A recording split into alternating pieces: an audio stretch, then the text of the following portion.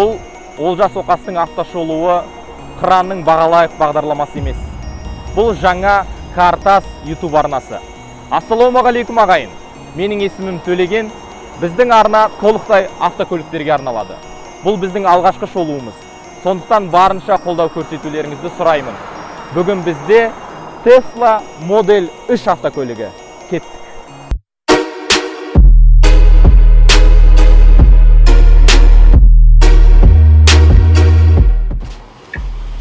Tesla автокомпаниясы автокөлік өндіру үстінде төңкеріс жасағаны барлығымызға белгілі. Толыққанды электр қуатымен жүретін автокөліктер қазіргі авто өндіру ісінде үлкен өзгеріс енгізді. Қазір барлық тарихы мол автоконцерндер Тесланың қойған заңымен жүріп отқаны өтірік емес.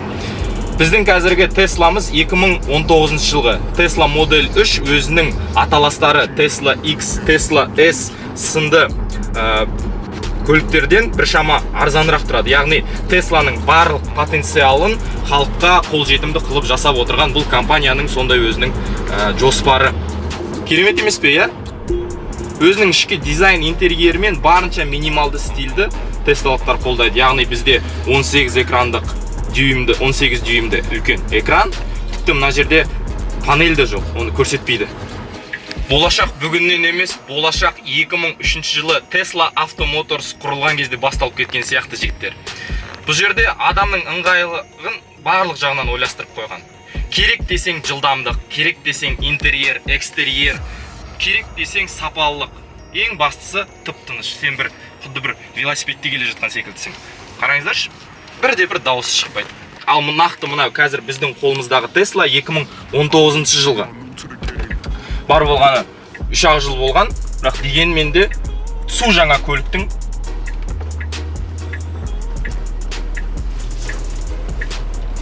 бар бол 3 жылдың ішінде су жаңа көлік болып сақталған. Бұл жерде 2 жүк салғыш қоймасы бар. Иә, 2. Яғни бұл жерде мотор деген түсінік мүлдем жоқ. Тесланың өзінің өндірген суперчарджер батареяларының арқасында бұның толыққанды күші 350 шақырымға жетеді. Яғни Алматы мен Талдықорғанның арасына ойланбай-ақ ешқай жерге тоқтамай-ақ жүріп қайтсаңыз болады. Қазірдің өзінде 2021 жылдың өзінде электромобильдерге сұраныс өте жоғары. Яғни ең басты тұтынушы Европа, Қытай мемлекеттері. Осы Теслаға сұраныс енді өте үлкен. Яғни бұл Тесланың шыққан кездегі бағасы 35 мың ақш доллар болған. Яғни қазіргі курспен, қазіргі валютамен бұның бағасы шамамен 30 миллионның төңірегінде. Айтпақшы, бұл автокөлік сатылымда. Не қылса, жазсаңыздар болады. Өзінің аз-кем жеңілдіктері бар. Алам десеңіздер мархабат. Tesla Model 3 толыққанды 3-ші деңгейдегі автопилотпен жабдықталған. Яғни мына экранда бізде барлық, міне қазір бізде карта шығып тұр. Біз қазір Әл-Фараби даңғылында келе жатырмыз. Барлығын өзі көрсетіп отыр. Тіпті бұл жерде зат салатын қорапшаның өзі экранның арқасында ашылады. Байқасаңыз. Міне рульдің интерьері міне мынандай, ең қана бізде мынандай батырма бар, айналдырып отырсақ болады, дауысын көбейтсек болады, түрлі-түрлі. Тіпті бұл жерде пешті де осы экран арқылы өзгертеміз. Тесланың ұзындығы 4696 мм. Яғни біз білетін дәстүрлі қазақтар жақсы көретін Camry 70 пен шамалас. Теслаға отырған кезде құдды бір смарт болғың келеді да, кәдімгідей курс оқып, кәдімгідей бір IT саласына жақын болғың келеді да, өзің сондай сезінесің да, бүйтіп қазір отырып алып. Керемет енді. Бұл автокөліктің тартысы да күшті. Мына интерьерге көз салатын болсаңыз, мына жерде тек қана бір ғана батырмамен ашсаңыз, қандай терең, е? Мына жерде қуаттағышқа дейін бар. Міне, бүйтіп ашсаңыз, бұл жерде қуаттағыш бар. Теслада маған ұнаған бір жері шумоизоляциясы, яғни дыбыс жағы. Қалада не болып жатыр, толыққанды естімейсің мүлдем. Тек қана дөңгелектің, яғни қазір қыс жағдайы болғандықтан, шинамыз шипованный болғандықтан соның дауысын ғана естіп жатырмыз да, мотордың дауысы мүлдем шықпайды. Болашақтың машинесі осы ма деп те кейде ойлап қаламын.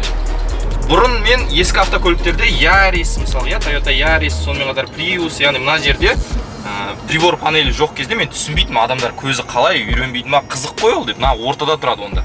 Мына жерде ештеңке жоқ, мына жақта міне толыққанды.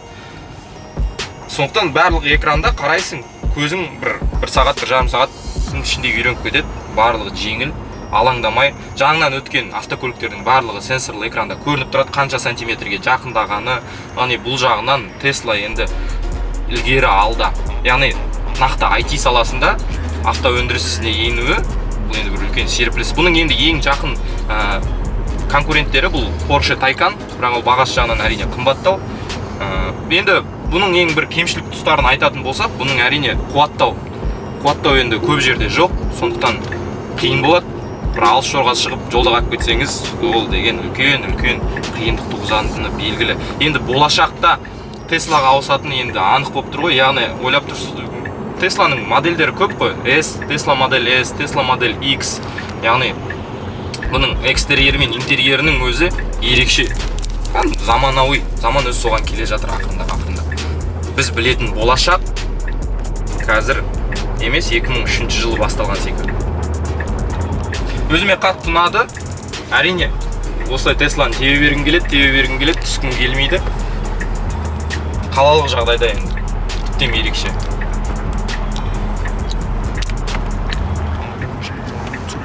Міне қараңыздар, тіпті өргеннің өзінде, басқан күннің өзінде, міне. Иә, толыққанды Алматы қаласы үшін арналған көлік. Шынымен Алматы қаласында қазір Теслаларды көп болмаса да аз-кем кездестіруге болады. Яғни белгілі блогерлар, байксілер қазір енді моделіне қарай және жылына қарай, сапасына қарай бұл енді 25 миллионнан төмен емес машина екені анық қой.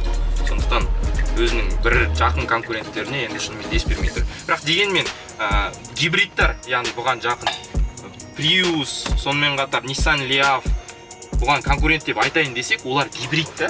Автокөлікке кілттің мүлдем керегі жоқ. Яғни бар болғаны міне мынандай карточкамен мына жерге қойсаңыз бітті.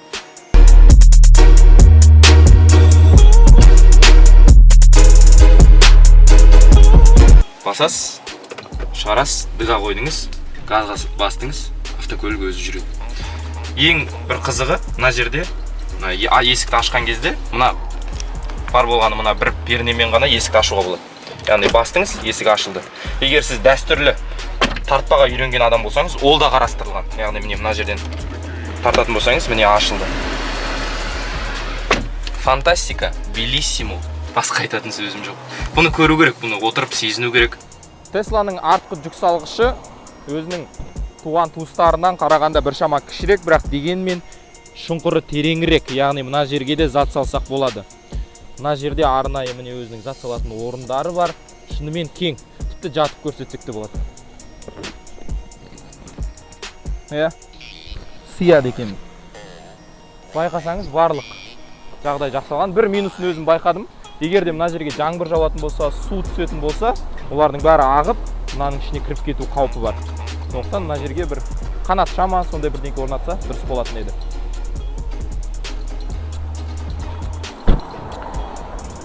Автокөліктің дизайндағы ең үлкен бір ерекшелік бұл панорамалы шатыр.